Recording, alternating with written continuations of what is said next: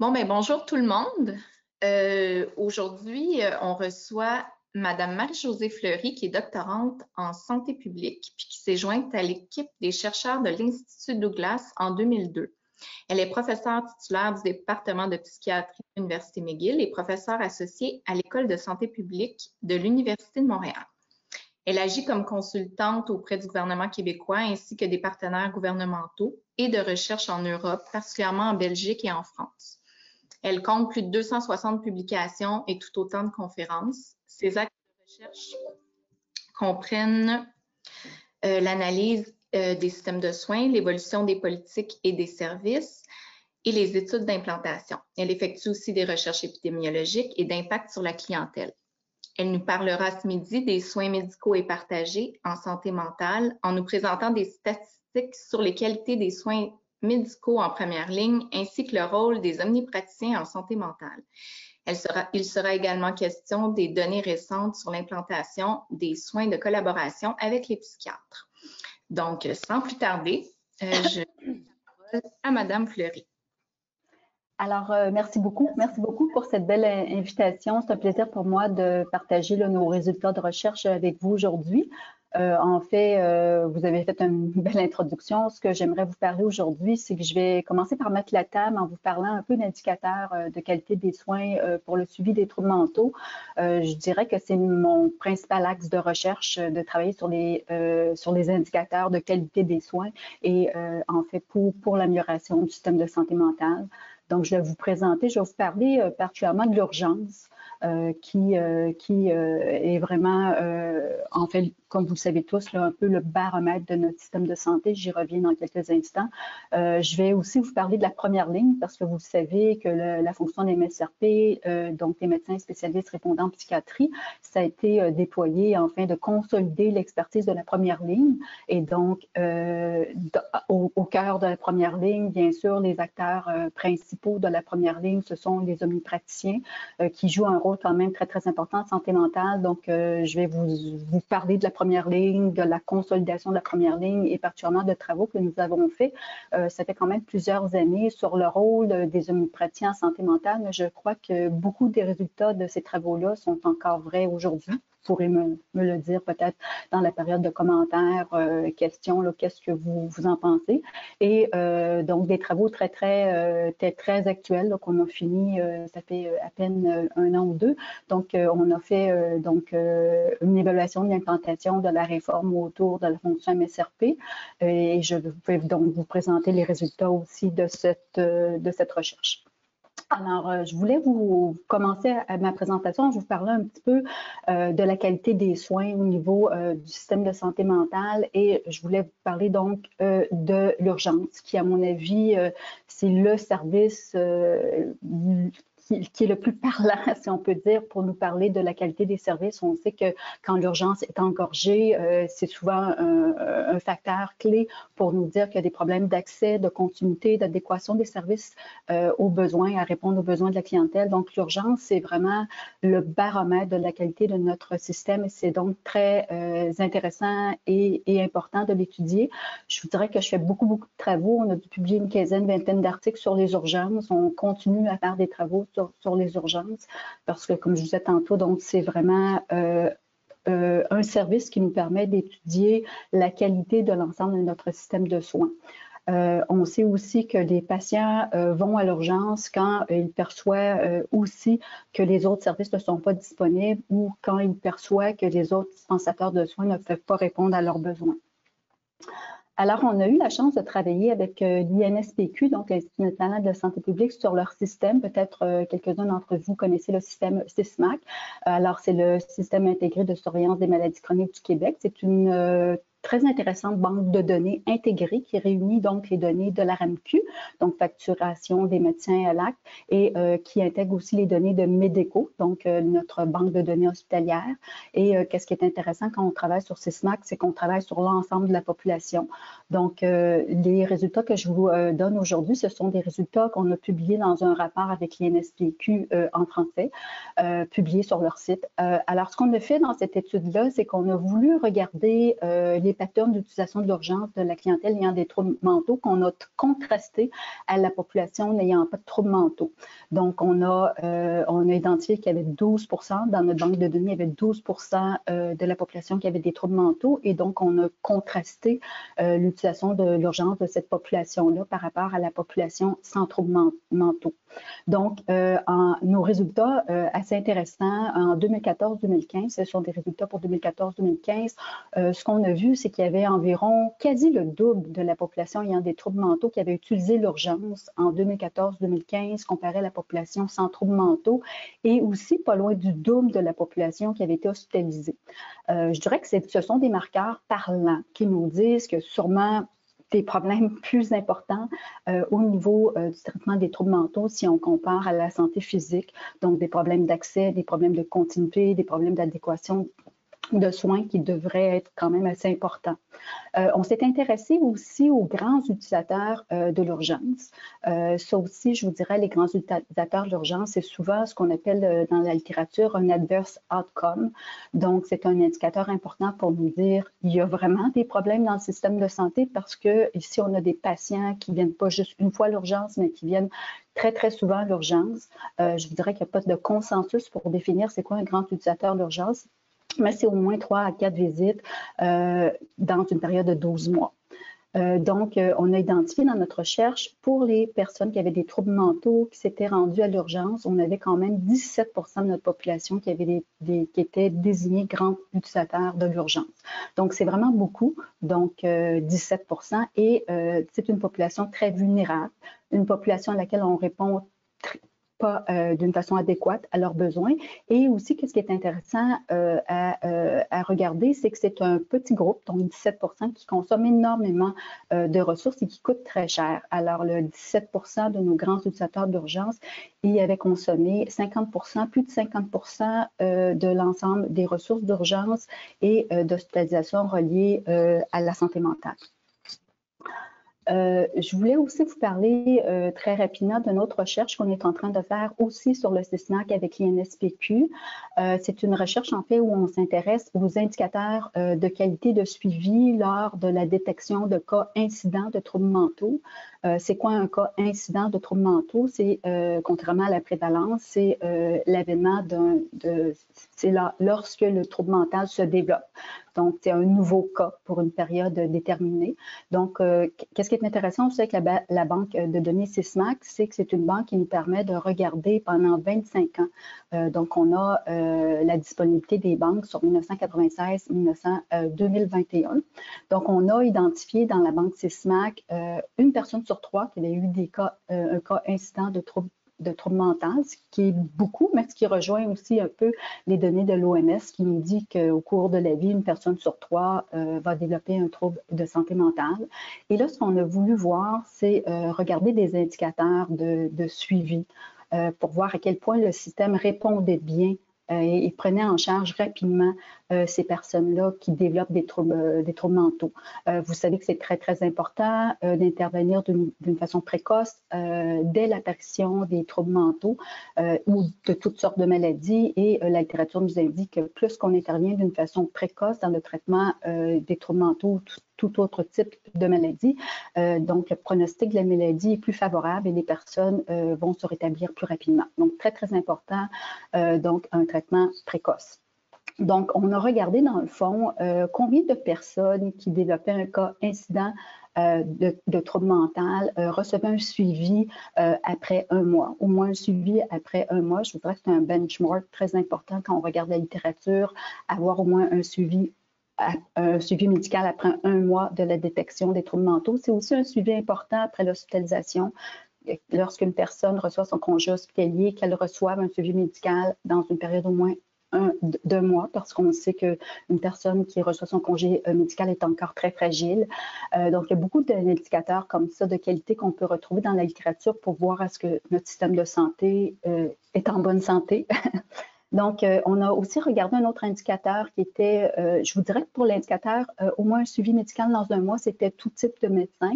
Les autres indicateurs sont plus reliés à la notion de médecin de famille ou psychiatre traitant. Donc, on s'est concentré surplus, donc une notion ici de continuité des soins. Et on a regardé combien de patients, après la détection d'un cas incident de trouble mental, recevaient au moins 2 suivis dans une période de 3 mois, qui est considérée comme la phase aiguë du trouble mental. Et aussi, on a regardé combien de personnes avaient un minimum de suivi qui était 5 sur une période de 12 mois. Et comme vous voyez au tableau, les chiffres sont quand même assez bas. Pour chacun des 3 indicateurs, on a à peine environ un peu plus qu'un tiers de la population ou à peine un tiers de la population qui reçoit les suivis adéquats lors de cas incidents de troubles mentaux. Donc, beaucoup de place à l'amélioration. C'est un peu ce que je voulais mettre sur la table en vous disant, et ça, je ne pense pas que j'apprends rien à personne. Donc, beaucoup de place à l'amélioration de la qualité des soins dans notre système de santé mentale. Maintenant, je vais vous parler des soins primaires et du rôle des médecins de famille en santé mentale à partir de travaux de recherche que nous avons faits. D'abord, j'aimerais insister sur le fait qu'on a surtout commencé à parler de l'importance de la consolidation des soins primaires, je vous dirais, au début des années 2000. C'est à partir de cette époque-là qu'à peu près dans tous les pays, y compris au Québec, on a mis des efforts substantiels pour réformer notre première ligne aux soins primaires. Vous savez que c'est dans ces années-là qu'on a créé aussi les GMF à partir donc d'un groupe de médecine de famille à partir de 2002. Le plan d'action en santé mentale de 2005, qui a été renforcé dans le plan d'action de 2015, c'est la première fois qu'on a des orientations aussi politiques qui visent la consolidation des soins de première ligne. Et aussi, c'est la première fois qu'on focalise sur l'importance d'intervenir auprès de la population qui a des troubles courants ou des troubles fréquents. Toutes les orientations politiques, je vous dirais, avant 2005, ont focalisé plus sur les troubles mentaux graves. Donc, vous savez, c'est aussi à partir du plan d'action 2005 qu'on a créé nos équipes de santé mentale en première ligne et aussi qu'on a créé la fonction de MSRP, donc à partir de 2009. Pourquoi je vous parle de l'importance des soins primaires et pourquoi toute cette réforme au niveau des soins primaires? Je vous dirais que quand on regarde la littérature, on voit de plus en plus de données probantes qui nous disent que les pays qui ont davantage consolidé leurs soins primaires ont une population en meilleure santé. Donc, très important les soins primaires. Quand on regarde aussi sur une année, dans la population du Québec, 75 à 80% de la population va consulter au moins un omnipraticien. Et on sait que c'est l'omnipraticien qui est le dispensateur qui demeure qui est maître de la continuité des soins du patient, qui va demeurer comme dispensateur de soins sur le long cours d'un patient. Le seul, en fait, qui peut suivre la santé du patient pratiquement toute sa vie ou en tout cas de nombreuses années. La littérature nous dit aussi que 90% des troubles mentaux devraient être pris en charge en première ligne. Pourquoi la première ligne? En quoi c'est important ou pertinent la première ligne? Je vous dirais une première raison est le fait que l'omnipraticien, comme vous savez, peut prendre en charge à la fois les troubles mentaux, mais aussi les problèmes de dépendance et aussi les maladies physiques chroniques. Comme vous le savez probablement tous, il y a beaucoup de troubles concomitants reliés à la santé mentale. En fait, les troubles mentaux, la dépendance, c'est plus la norme que l'exception. Les maladies physiques chroniques sont aussi très prévalentes chez les personnes qui ont des troubles mentaux, de l'ordre de 20 à 50%. Je vous dirais que les chiffres fluctuent beaucoup selon les types de troubles mentaux en question, selon les maladies physiques chroniques en question et bien sûr selon l'âge du patient. Aussi, quand on questionne le patient nous dit qu'il préfère se faire traiter en première ligne, bien sûr si les services sont adéquats, sont de qualité, parce que c'est aussi des services moins stigmatisants que, par exemple, aller à l'hôpital psychiatrique et aussi, bien sûr, l'accessibilité auprès des omnipraticiens est plus grande que des services psychiatriques. Alors, nous avons fait une étude, comme je vous disais, qui date quand même de plusieurs années sur le rôle des médecins de famille en première ligne. Alors, ce qu'on s'est intéressé dans cette étude-là, à savoir, c'était quoi l'ampleur, en fait, de la prise en charge des omnipraticiens de la santé mentale? Jusqu'où il est impliqué en santé mentale. On voulait aussi savoir quelles étaient les pratiques interprofessionnelles des médecins de famille, à quel point ils travaillaient avec le réseau santé mentale. Et on s'est aussi intéressé à déterminer des groupes, des sous-groupes de médecins de famille. On partait un peu de l'hypothèse que probablement que des profils de médecins qui interviennent plus en santé mentale que d'autres. Alors, je vais vous présenter un peu les résultats de ces études-là qui ont tous été publiés. On a fait une quinzaine, vingtaine d'articles à l'époque sur ces résultats de recherche. Comme je vous disais tout à l'heure, ce sont des études qui datent de quelques années. Alors, ce qu'on a fait, c'est qu'on a passé une enquête. On a fait une enquête auprès de 400 médecins de famille dans 5 régions socio-sanitaires du Québec. Et on avait développé un questionnaire quand même assez exhaustif, 30 minutes, qu'on avait développé avec toute une équipe là, de recherche, médecins, psychiatres, donc des décideurs du réseau de la santé mentale. Et on a aussi passé des entrevues à environ 60 médecins du premier échantillon pour un petit peu plus développer les résultats de l'enquête.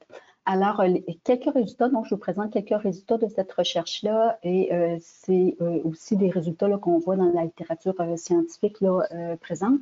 Donc, en termes de volume de pratique, je vous dirais que la littérature et nos résultats de recherche nous indiquent que les omnipraticiens, dans le fond, c'est leur principale clientèle. Quand on regarde en termes de volume de clientèle reçue, la clientèle qui a des troubles mentaux, c'est probablement la clientèle la plus importante qui se retrouve dans leur clinique.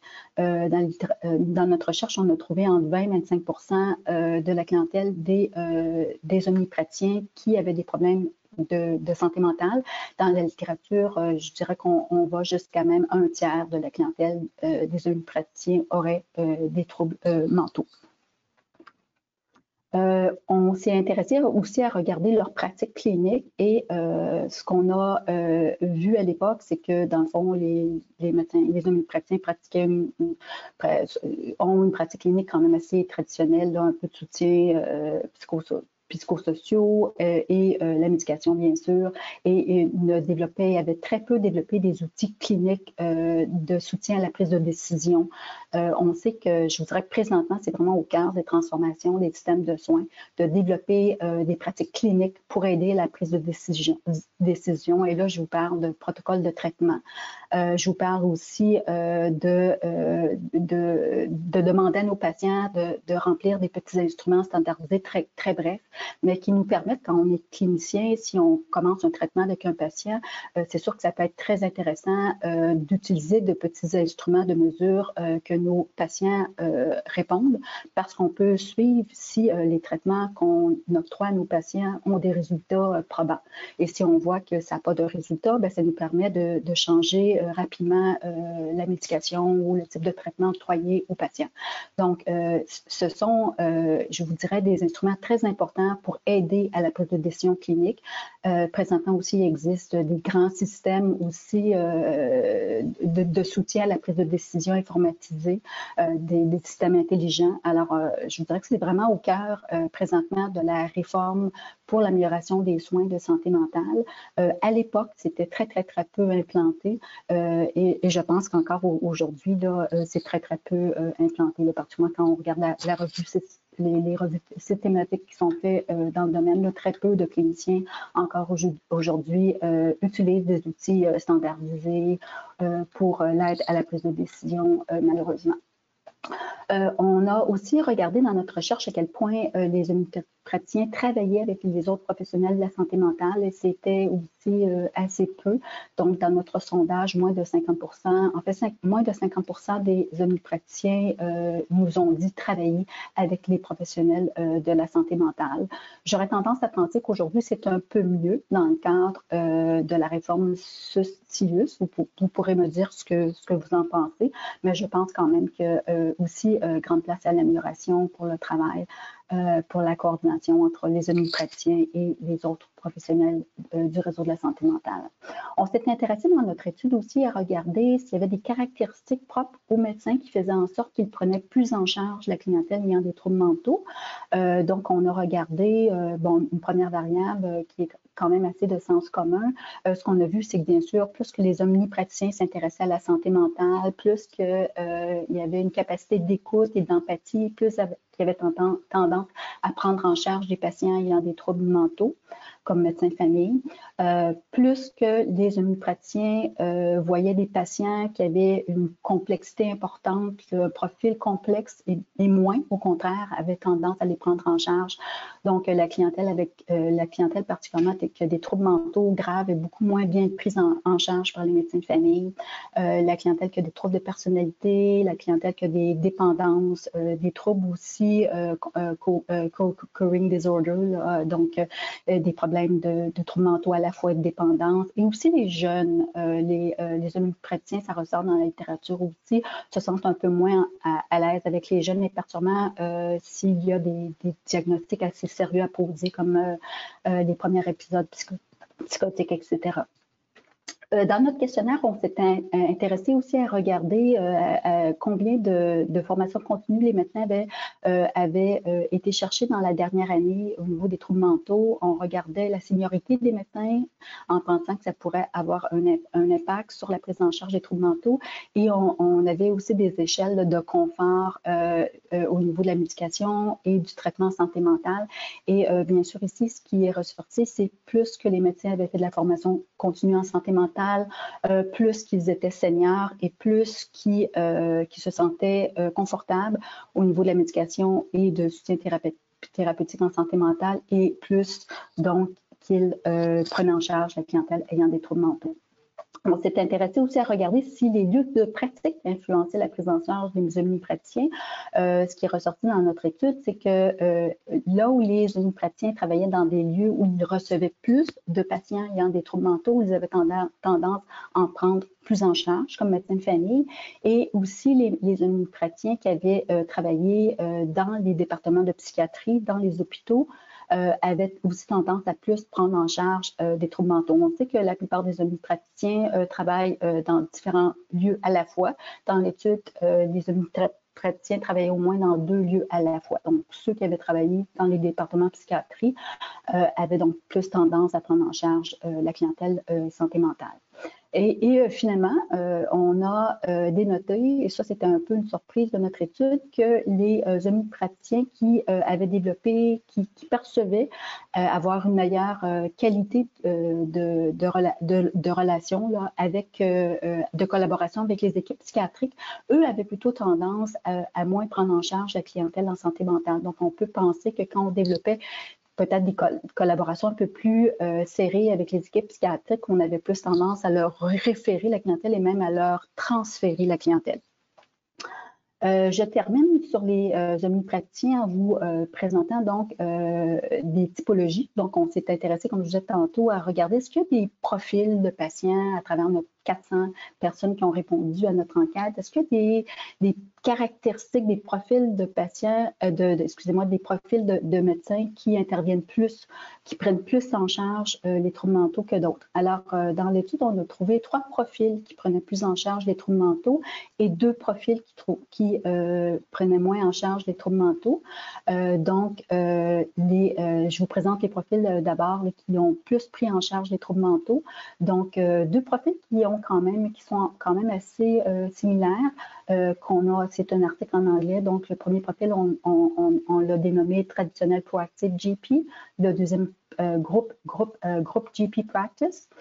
Donc, ici, ça représentait environ 50% de notre échantillon. Ce qu'on voit ici, ce sont des médecins dans les 2 groupes qui prennent plus en charge de clientèle qui ont des troubles mentaux. Le premier groupe, c'est coté 1 sur 5, le deuxième groupe 2 sur 5. C'était des médecins seniors, donc la seniorité reliée à une meilleure prise en charge de la clientèle. Dans le premier groupe, on trouvait surtout des hommes. Dans le deuxième groupe, surtout des femmes. Le premier groupe était constitué de médecins qui pratiquaient surtout en clinique réseau et en solo.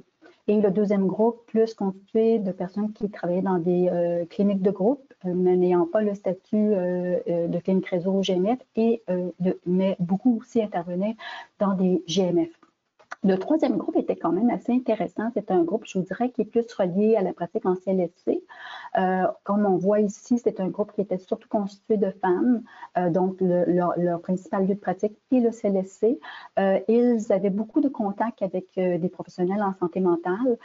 Ils avaient un volume très bas de patients, ce qui est plus propre aussi à la pratique de CLSC. Mais qu'est-ce qui est intéressant, donc, c'est qu'il voyait beaucoup de patients ayant des troubles mentaux graves. Donc, on sait que les médecins exercent un peu plus en CLSC, souvent voient des profils de patients un petit peu plus défavorisés. Et les deux groupes, finalement, les deux groupes de médecins qui intervenaient moins en santé mentale étaient les suivants. Donc, on avait un premier groupe qu'on a appelé Moneymaker GP, qui représentait 15% de la cohorte. Et comme vous voyez, autant le groupe 2 que le groupe 1, ce sont plus des jeunes médecins. Donc, ce groupe-ci, donc, c'est surtout des jeunes hommes médecins qui reçoivent surtout leur rémunération par un paiement à l'acte et qui travaillaient principalement en clinique sans rendez-vous. Le deuxième groupe, qu'on a appelé Diversified and Low Implicated GP, représentait quand même 21% de notre échantillon, était aussi, comme je vous disais, jeunes, donc des jeunes médecins. Ici, c'était plus des femmes. Et qu'est-ce qui était quand même intéressant ici, c'est que c'était des femmes qui pratiquaient vraiment dans plusieurs lieux à la fois, n'avaient pas vraiment une pratique principale, là, un lieu principal de pratique. Elles avaient très peu de volume de patients d'une façon globale et elles, particulièrement, là, elles suivaient très peu de patients ayant des troubles mentaux graves. Elles avaient aussi fait très peu de périodes d'éducation continue pour améliorer leur expertise en santé mentale et aussi avaient très peu de contacts avec d'autres professionnels dans le réseau de la santé mentale. Voilà. Alors maintenant, je vais vous parler de nos travaux sur l'implantation de la fonction MSRP, donc médecin spécialiste répondant en psychiatrie. Ce sont des travaux que nous avons fait beaucoup plus récemment. En fait, pour évaluer la fonction de MSRP au Québec, on a procédé à un sondage auprès des MSRP et on a fait aussi des entrevues qualitatives en profondeur avec principalement les chefs de département de psychiatrie. Alors, on a fait ces travaux-là en juin de juin 2019 à février 2020 et on a fait 2 publications là, que vous allez retrouver là, dans les références de ma présentation. Donc,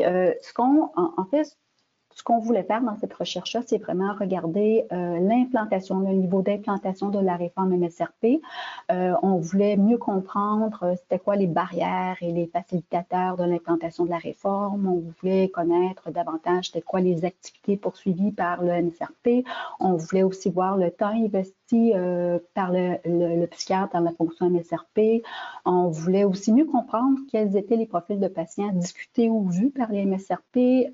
D'entrée de jeu, ici, je vais vous donner les résultats. Alors, notre sondage nous a indiqué que, d'une façon générale, les patients plus discutés ou vus par les MSRP étaient des patients souvent matériellement défavorisés. C'était des patients aussi qui étaient très peu suivis par le système de santé mentale, donc qui utilisaient très peu de services. Et beaucoup, là, on parle d'un tiers des patients, les MSRP nous disaient que ces patients-là étaient affectés par des problèmes de personnalité et aussi beaucoup de troubles concurring disorder avec la dépendance. Et on s'est intéressé aussi finalement dans la recherche à regarder l'impact que le psychiatre percevait de la fonction MSRP. Est-ce qu'il perçoit que son implication dans le réseau contribue vraiment à rehausser l'expertise de la première ligne, à faire en sorte que la première ligne peut prendre plus de patients en charge au niveau de la santé mentale, peut mieux la prendre en charge, etc.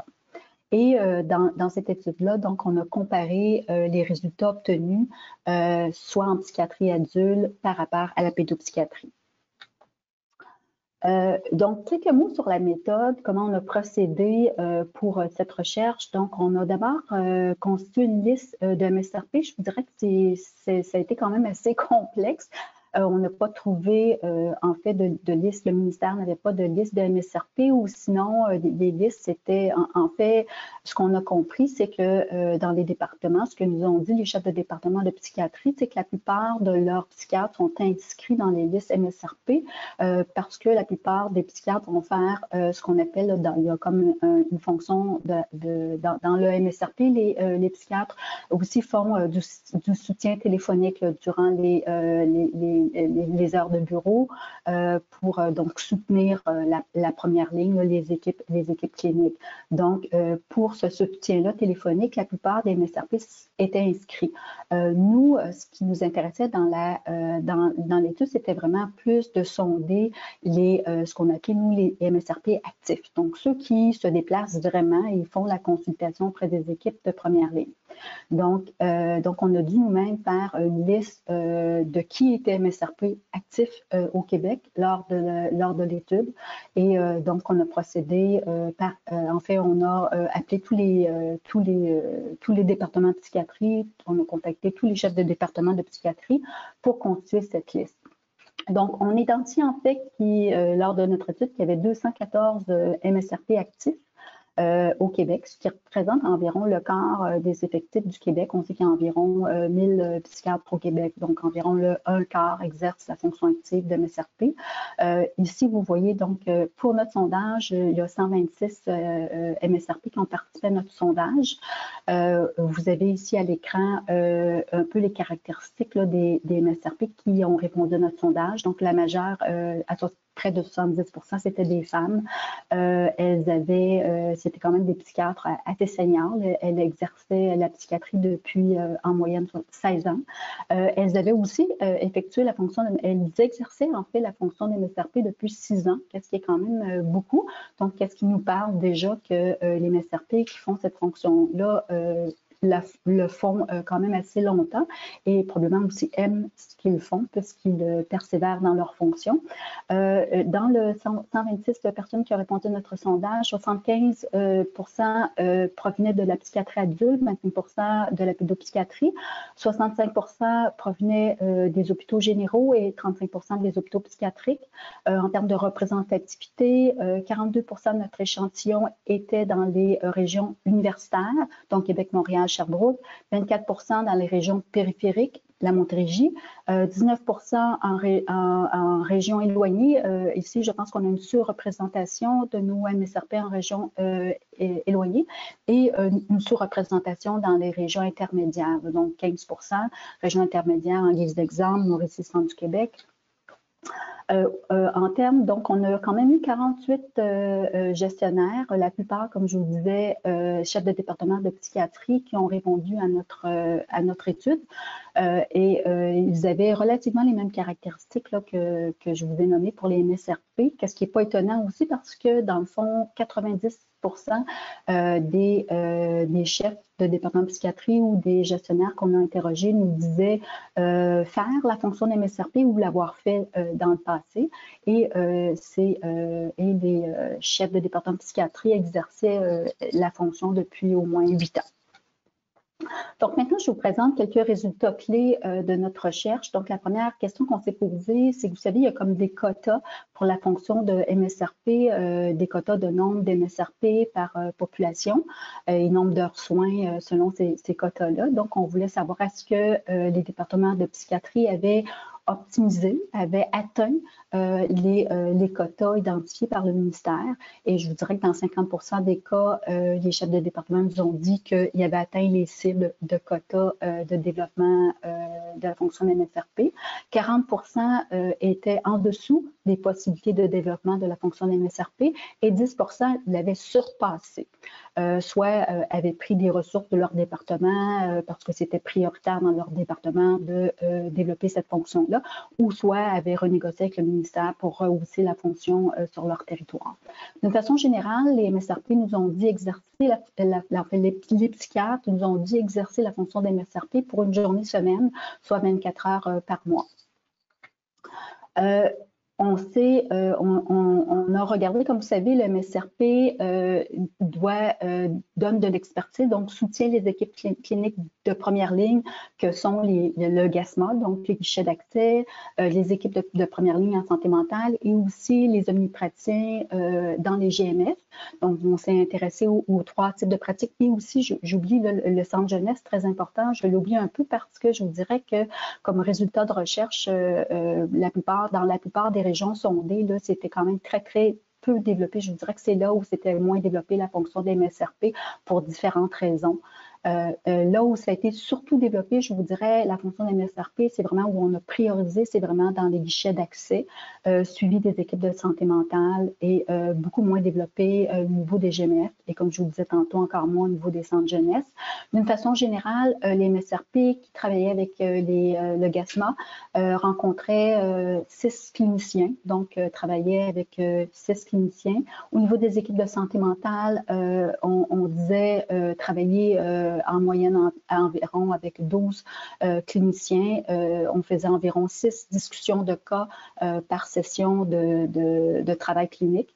Et pour les GMF, on disait rejoindre en moyenne 22 omnipraticiens et pour les centres jeunesse, environ 4 cliniciens.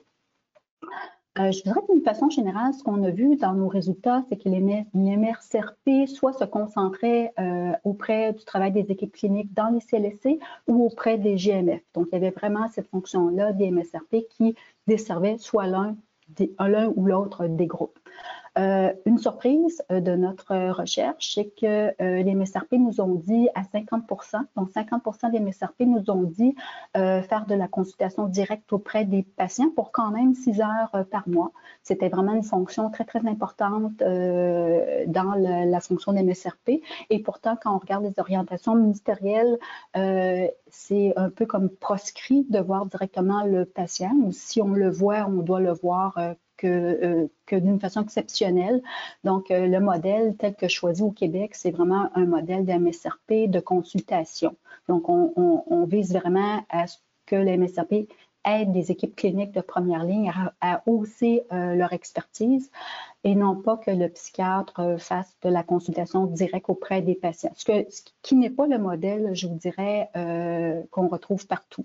En fait, la plupart des modèles, c'est plus des modèles hybrides où on fait aussi la consultation avec le patient plutôt que le modèle de consultation tel que choisi au Québec. Et finalement, à l'intérieur de la fonction d'MSRP, il y avait aussi le soutien téléphonique aux équipes cliniques. Comme je vous disais tantôt, ça s'est très peu développé dans les régions pour différentes raisons. La plupart des chefs de département nous ont dit que ça avait été très, très peu déployé. On s'est intéressé aussi à voir quelles étaient les activités principales des MSRP auprès des 3 principales équipes que sont les équipes GASMA, les équipes de santé mentale de première ligne en CLSC et GMF. Et bien sûr, ici, pas vraiment de surprise. Donc, ce qui est ressorti, c'est que bien sûr, quand on va au GASMA, les psychiatres vont surtout aider à l'évaluation diagnostique du patient, aux orientations. Quand les MSRP vont travailler avec les équipes cliniques de première ligne, ils font surtout de la consultation pour améliorer les traitements psychosociaux octroyés aux patients. Et quand les MSRP vont dans les GMF, c'est surtout des recommandations de médication qu'ils vont faire. On s'est intéressé aussi aux barrières, aux facilitateurs de l'implantation de la fonction des MSRP qu'on a en fait catégorisé en barrières et facilitateurs reliés à l'organisation, reliés au système et reliés aux caractéristiques individuelles. Je vous dirais qu'on a trouvé beaucoup plus de barrières au niveau des facteurs organisationnels, suivis de près des facteurs de système et beaucoup plus de facteurs facilitants pour les caractéristiques individuelles. Donc, je vous parle de ça dans les quelques prochaines minutes. Donc, je voudrais qu'une barrière très, très importante au niveau organisationnel, et je ne pense pas là non plus que je vais faire beaucoup de surprises, c'était les MSRP, les chefs de département nous ont dit l'instabilité du personnel, particulièrement en CLSC. Il y a tellement de rotation de personnel qu'ils nous disaient qu'il fallait qu'ils recommencent souvent à 0. Donc, tout le soutien d'expertise, tout l'enseignement octroyé aux cliniciens de première ligne était souvent à recommencer à la case départ. Un autre facteur très important avant était l'insuffisance du support octroyé aux organisations. Particulièrement pour la fonction MSRP et aussi l'insuffisance de mécanismes de coordination. Et ça, je vous dirais particulièrement que le guichet d'accès et les services psychiatriques. Donc là, il y aurait lieu vraiment, on pourrait vraiment améliorer la coordination de ces services. Je pourrais peut-être vous en parler un peu plus davantage lors de la période de questions, sur des questions par rapport à ça.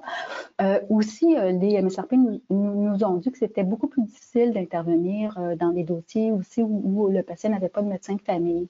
C'était des dossiers beaucoup plus difficiles et on sait tous qu'il manque beaucoup de médecins de famille au Québec. Alors, des facteurs facilitants maintenant, et ça avait été quand même assez implanté dans plusieurs régions, c'est que les MSRP demandaient, avant d'aller aider les équipes cliniques, avant d'aller consulter les équipes cliniques, ils demandaient donc aux cliniciens de leur envoyer leur cas de discussion et les MSRP se préparaient donc d'avance pour ces consultations-là. Et ça, c'était vu aussi comme beaucoup plus efficace là, si les MSRP reçoivent les cas d'avance, peuvent étudier les dossiers afin de mieux outiller les cliniciens de première ligne. Au niveau des GMF, ça a beaucoup mieux marché quand le directeur médical regardait, voyait d'une façon très favorable l'implantation des MSRP. Et aussi, le modèle s'est mieux implanté, je vous dirais, aussi dans les GMFU universitaires. Donc, on sait que les GMF universitaires ont une fonction aussi d'enseignement et de recherche, donc qui est plus proche là, de la fonction elle-même des MSRP. Maintenant, pour ce qui est des barrières facilitaires au niveau du système, je voudrais qu'il y a beaucoup de chefs de département de psychiatrie qui nous ont dit que le fait qu'il n'y avait pas beaucoup de ressources, qu'il y avait vraiment un manque criant de ressources, particulièrement psychiatriques, c'était quand même un frein très important au développement de la fonction MSRP. Aussi, dans certains départements ou dans certains territoires, là où ce qu'on voyait un peu la fonction de MSRP comme étant la cerise sur le sundae, c'est sûr que c'était pas prioritaire. Donc, la fonction a été beaucoup moins développée. Donc, c'était très important quand même que le chef de département et le département priorisent cette fonction-là pour le déploiement de la fonction. Dans des réseaux plus larges, plus étendus aussi, la fonction, c'est moins bien déployée. On peut penser, parce que c'est sûr qu'on obligeait dans l'entente avec le ministère, donc on oblige les psychiatres répondants à se déplacer. C'est sûr que le COVID a certainement amené des changements, puis peut-être plus positifs si les changements pervers peuvent continuer dans le temps, parce que c'est sûr que sur des réseaux très étendus, il y a beaucoup de pertes de temps là, au déplacement. Donc, si on peut effectivement là, faire de la consultation sur un mode Zoom ou sur différents supports web, ça facilite beaucoup. La flexibilité aussi du modèle, comme je vous disais, le modèle est quand même assez circonscrit, faisant en sorte que c'était perçu par beaucoup comme étant un entravant important. Aussi, le fait que les médecins n'avaient pas d'incitatif financier pour travailler avec les MSRP. On sait que la réforme MSRP a été très controversée à ses débuts et c'est pour ça aussi qu'elle a vraiment pris forme plus en 2009. Et on sait que les MSRP sont quand même assez bien payés pour faire cette fonction-là et bien sûr, c'est comme un MSRP qui est quand même assez bien payé. On en a un omnipraticien qui est bien payé aussi, mais qui n'est pas payé pour la consultation avec la MSRP, de travailler ensemble et ça, c'était difficile. Le fait aussi qu'on sait que les dossiers patients ne sont pas partagés, les dossiers cliniques patients ne sont pas partagés par toutes les organisations, particulièrement quand le psychiatre avait à travailler dans les cliniques privées de médecins. Donc, ça aussi, c'était une contrainte importante. Et deux facteurs facilitants, donc beaucoup plus de contraintes que de facteurs facilitants. Donc, l'existence préétablie de relations entre le psychiatre et les cliniciens, c'était facilitant. Et une dimension qu'on revoit, qu'on voit beaucoup dans la littérature, le fait de travailler sur des mêmes sites ou des sites de grande proximité, c'est sûr que ça l'aide. Ça minimise aussi le temps de déplacement des cliniciens. Alors, au niveau des caractéristiques individuelles, là, donc, on a trouvé beaucoup plus de facteurs facilitants que de barrières. En termes de facteurs entravants, donc, je vous ai déjà parlé du fait que les omnipraticiens, il y en a quand même beaucoup, sont plus ou moins intéressés à la santé mentale, mais particulièrement moins intéressés à la prise en charge de cas complexes, de troubles mentaux. Donc, c'est sûr que si on n'est pas bien intéressé, bien, on va être encore moins intéressé à travailler avec le MSRP. Le disconfort aussi de certains MSRP, de juste discuter des cas sans avoir vu les patients, je pense que c'est quand même même une entrave beaucoup moins forte maintenant qu'au début de la réforme. La réforme avait été aussi beaucoup contestée à cause de cet enjeu-là au départ. Du fait comment on pouvait bien consulter les équipes de première ligne si on n'avait pas vraiment vu le patient, qu'est-ce qui va un peu à l'encontre de la pratique traditionnelle du psychiatre. Qu'est-ce qui est ressorti comme étant très, très important, c'est la personnalité du MSRP. Donc, important que le MSRP ait une bonne expertise en santé mentale diversifiée, soit quelqu'un d'accessible, de sympathique, ouvert aux nouvelles pratiques, quelqu'un aussi qui connaisse bien le réseau, hein, parce que c'est important, il faut référer aux ressources, donc il faut bien connaître les ressources de son territoire. Aussi un SRP qui travaille très bien en équipe et qui soit capable aussi de traiter les situations de crise, parce qu'il y en avait beaucoup là, dans les dossiers MSRP.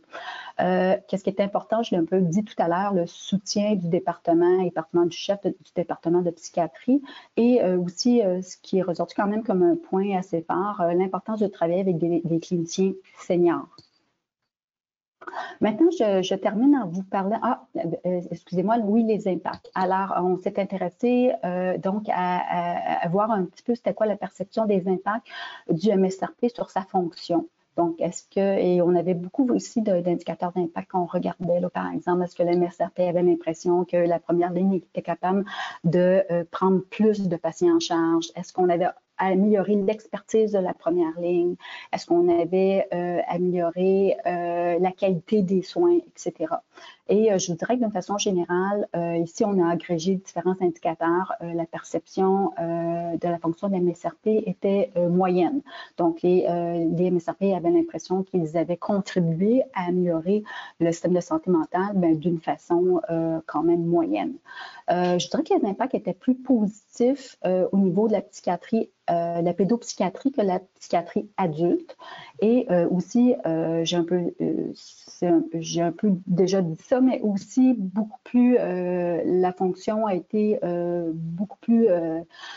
beaucoup plus d'impact sur les équipes de santé mentale de première ligne et aussi particulièrement sur le guichet d'accès que quand on compare aux omnipraticiens en GMF ou les équipes en centre jeunesse.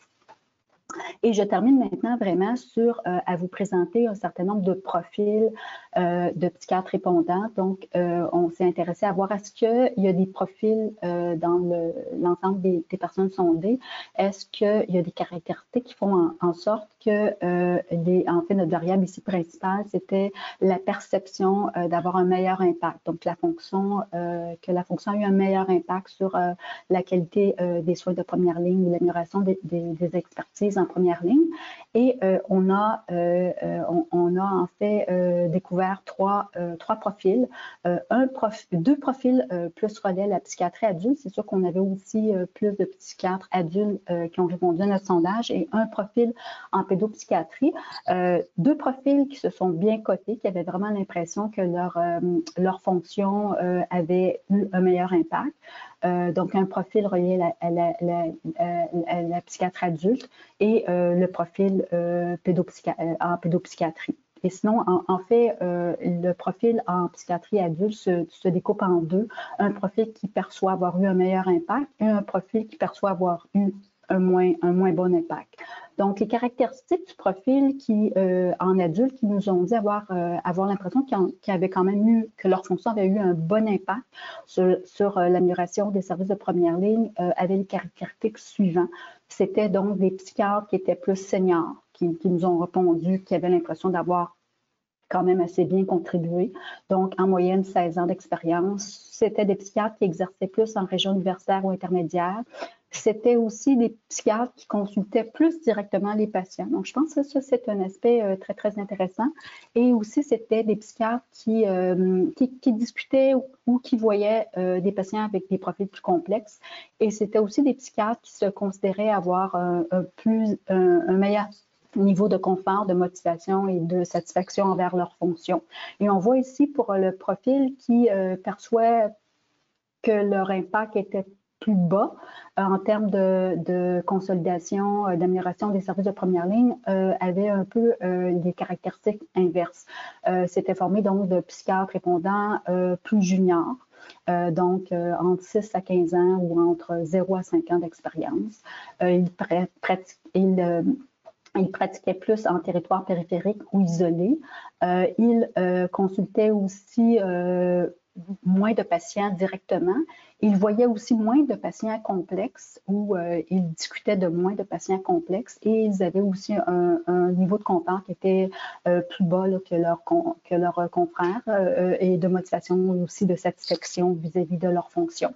Et je termine sur le profil en pédopsychiatrie. Donc, c'était un profil donc, qui percevait avoir un impact important sur l'amélioration de la qualité des services de première ligne, l'expertise des cliniciens de première ligne. Et eux étaient composés soit de psychiatres répondants plus seniors ou de niveau intermédiaire. Et ils étaient dans toutes les régions socio-sanitaires. Comme je disais tantôt, on avait quand même un échantillon moins élevé pour la pédopsychiatrie. Et ils voyaient quand même des patients avec moins de problèmes complexes que si on compare en psychiatrie adulte. Et il y avait quand même aussi, eux autres, un très bon niveau de confort, motivation, satisfaction vis-à-vis de la fonction MSRP.